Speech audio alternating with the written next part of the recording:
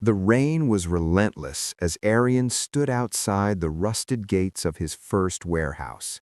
The seized notice on the door was more than just a legal document. It was a tombstone for his dreams. At 32, Arian was a man broken by the very world he tried to conquer. He had spent 5 years and every penny of his family's inheritance building a textile brand that eventually collapsed under the weight of poor management, bad partnerships, and a market that didn't care about his passion. That night, with only a few coins in his pocket and a mountain of debt, he realized that he wasn't just broke, he was a failure in the eyes of everyone he knew. For months, Arian lived in a state of shadows.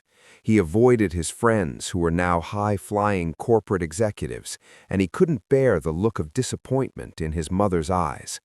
But in the silence of his isolation, a shift began to occur. He realized that while the bank had taken his warehouse, they couldn't take the data in his head. He began to treat his failure like a laboratory. He spent hours in public libraries, filling notebooks with an autopsy of failure. He realized he hadn't failed because of bad luck. He failed because he valued ego over economics. He had spent money on fancy offices instead of product quality. He had hired friends instead of experts. He had listened to his own hype instead of the customer's pain. The turning point came when Arian took a job as a lowly sales assistant at a hardware store. Many would call this a step backward, but for Arian, it was his university. He spent his days watching how people bought things. He noticed a recurring problem. Small-scale builders were struggling to find affordable, sustainable materials that didn't require massive shipping costs. The market was flooded with expensive imports, leaving local contractors in a bind. With a newfound humility, Arian didn't look for $1 million loan. Instead, he started in his mother's small garage.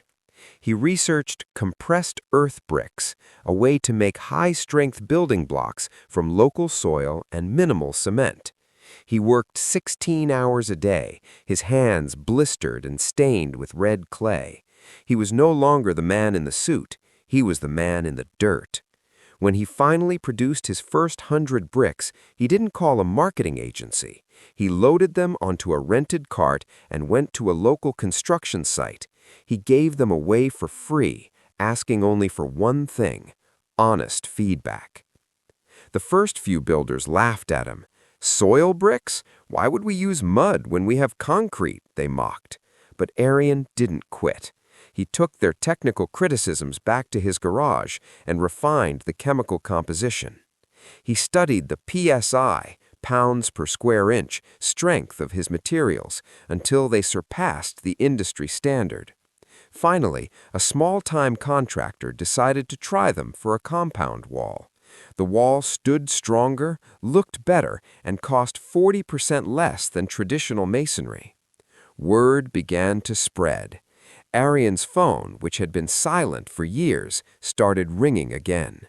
But this time he was different. He didn't hire a flashy team. He hired 2 retired engineers who knew the science. He didn't rent a glass office. He stayed in the garage until the orders grew so large that they were spilling into the street. He reinvested every single cent back into the machinery. Years passed, and the garage brickmaker became the green builder of the decade.